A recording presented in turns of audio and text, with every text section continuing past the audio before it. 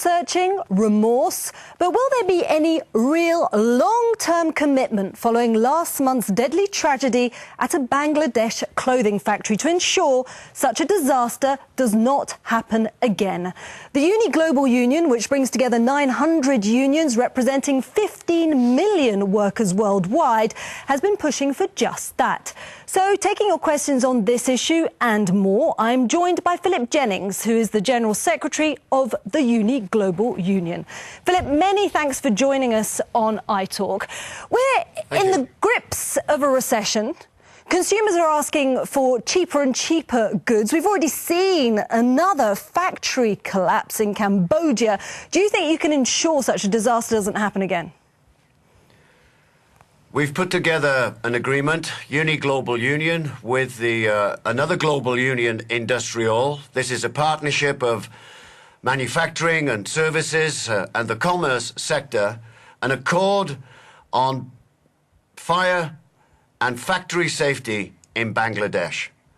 This is an agreement with a difference. It's a legally binding, enforceable agreement.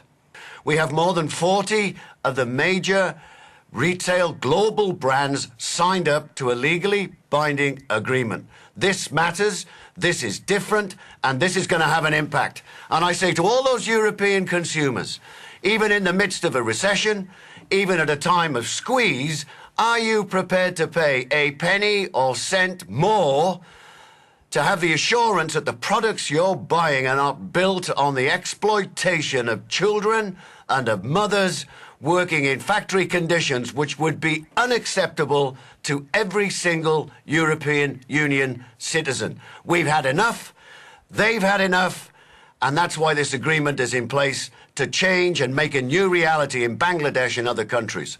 Well, Bangladesh and other countries, but this agreement only implicates Bangladesh. Why didn't you get retailers to sign up to an agreement in all the countries they operate in? One of the issues that we're going to have to discuss is how do we make this a broader-based agreement? But given the factory collapse, given the fact that more than 2,000 lives have been lost in Bangladesh, given that in Bangladesh this is a sector employing 4 million people in 4,000 factories, that was the critical issue. But help is coming and help is on the way for all of those other countries. I think it's inevitable that we broaden the discussion. Let's go to our first question, which comes from France. Hello, my name is Nicolas and I'm French. Which big companies haven't yet signed up to the safety accord for Bangladesh? So you've had some big names signing up, H&M, Calvin Klein, Primark, Carrefour, but some notable absences. Who are they? The most notable absence is in the United States of America. We do have Abercrombie & Fitch, we have Calvin Klein, we have Tommy Hilfiger, and we have many other big global names, but principally from the European Union countries, which is a very good thing. But the world's largest supermarket chain is Walmart. They employ 2 million people. They are the supply chain experts. They know how to squeeze every grain out of the supply chain to reduce costs. They've refused. They've said they're going to do their own thing. They're going to be their own judge and jury. They are the new flag of convenience to themselves in this process. And Gap as well as Gap likes to present itself as trendy, contemporary, responsible.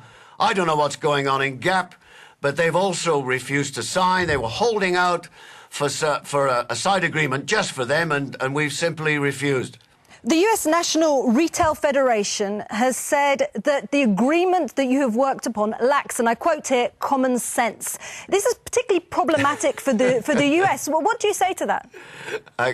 Honestly, the common sense that's missing here is Glenn Murphy, the CEO of Gap, and the board of directors of Walmart, and an absence of any sense of gravitas or consequence by the National Retailers Association.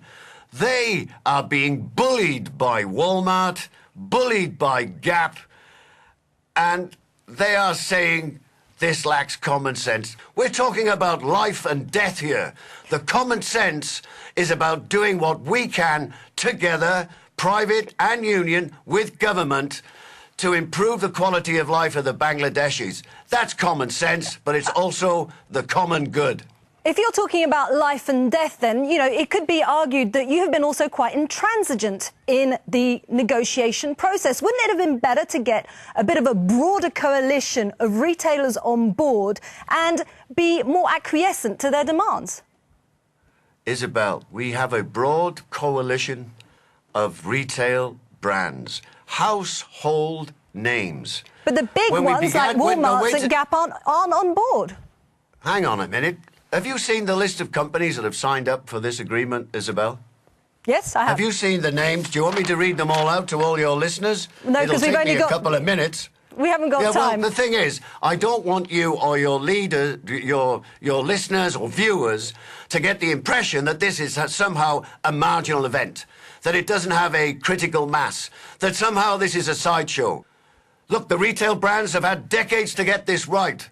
And we are no longer going to accept these voluntary agreements which are not properly enforceable, where there is no transparency, where all we get is vague promises that, yes, things will improve. OK, well, this is important. We're short on time. Sorry. We've only got time for one more viewer question, and that comes from the United Kingdom. My name is Tessa Waite, and I'm from the UK. The EU has said that it will do more to improve labour standards in Bangladesh. Will the pledge become reality? So Europe is Bangladesh's main trading partner, and Europe has said it's going to take appropriate action. What are you going to be doing to make sure action does take place at EU level? Well, it sounds like cold tea to me. The European Union making a wishy-washy statement about we must do more to implement improved labour standards in Bangladesh is not enough. I think Mr Barroso, Mr Van Rompuy and Mr Laszlo Sandor, the Social Affairs Commissioner, should say, we support this agreement, we support the business community and IndustriALL and UNI Global Union to ensure that this is applied. The European Union has to stop the race to the bottom. And what we have seen is the human tragedy and consequences of the race to the bottom, where people basically, these Bangladeshi workers are surviving on $38 a month. What's your gut feeling, though? Do you think there will be commitment at EU level? All I can do, and the ETUC, the European Trade Union Movement, will use their best persuasive powers to ensure that this will happen in practice. And the European Union could put more favourable winds in our sails by making it clear to the retail industry, which after all is the biggest private sector employer in Europe, that the goods that they sell are being produced in fair factories under fair and safe conditions, and that when we cross the threshold of every shop, we do so as consumers with a clear conscience that this, at the end of the day, is making the world of commerce turn for business, but at the end of the day, for the people who are toiling in intolerable conditions, that they will get a better life. Phillip Jennings, many thanks for joining us on iTalk. Thank you. To find out who our next guest on iTalk will be, check out our website or follow us on social media and then send us your questions. From the European Parliament studios in Brussels, I'm Isabelle Kumar. Thanks for joining us.